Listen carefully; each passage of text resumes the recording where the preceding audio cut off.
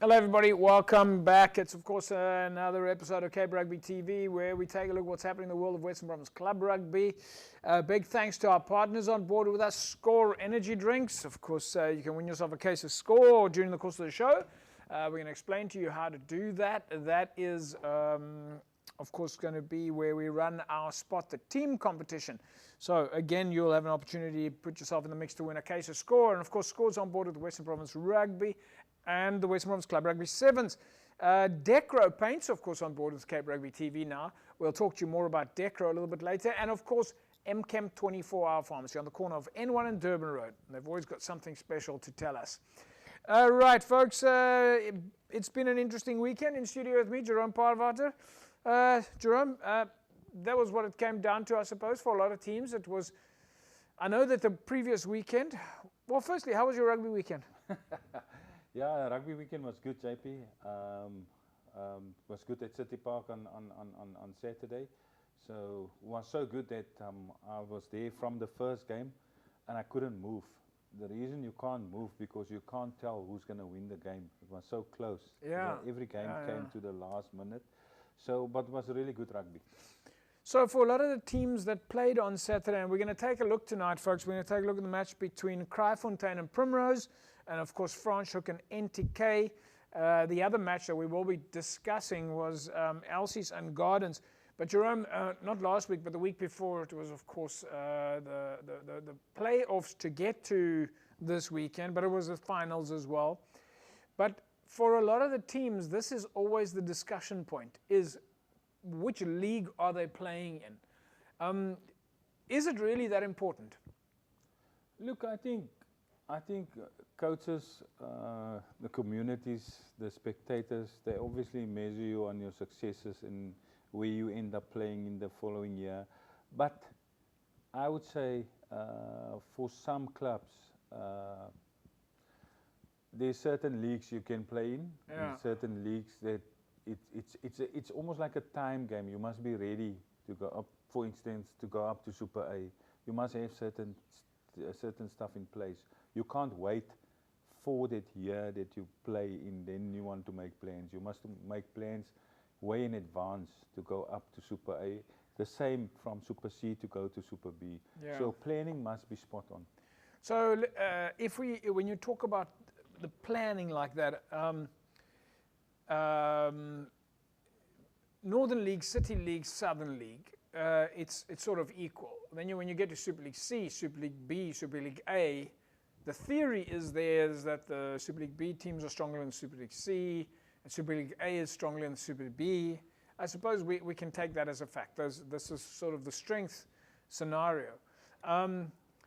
But do you want to be, if you're not ready for it, it's an interesting scenario because you don't have a choice on if you're being promoted. That's the thing, because what if you're not ready for the next league? If you are, winning in a league, in any league now, in one of the leagues, when you get promoted, now you have a very good chance of being at the bottom of the next league unless you've got yourself ready for it. Yeah, and it happened to a lot of teams. First of all, you lose all your support, you lose sponsorships, you lose players, because no one wants to play in a team that lose every week by 50, 60 points. So certain teams, that's why I say, yes, you have to work hard to get to Super B, Super A, or get promotion, but the whole management, the coaches, everybody must be ready and must be confident that they can go up and go play there, because you're going to lose. You're going to lose your income at your gate, you're going to lose your support, you're going to lose a lot of things if you're not ready. If you're not ready. You don't want that. So you have to be ready. Right, we'll talk more about being ready for the different leagues. This was, of course, promotion relegation time this past weekend. Let's take now a look. First half highlights.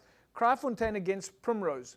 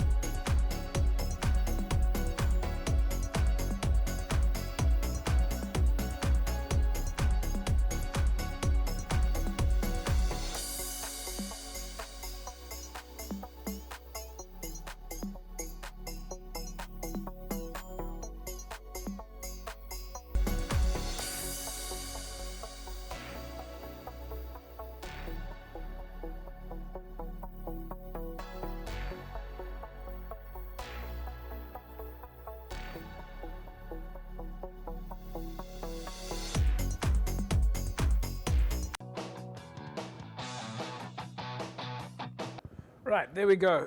First half, Kraaifontein, Primrose. Jerome, what we're looking at here is the teams are playing for promotion relegation.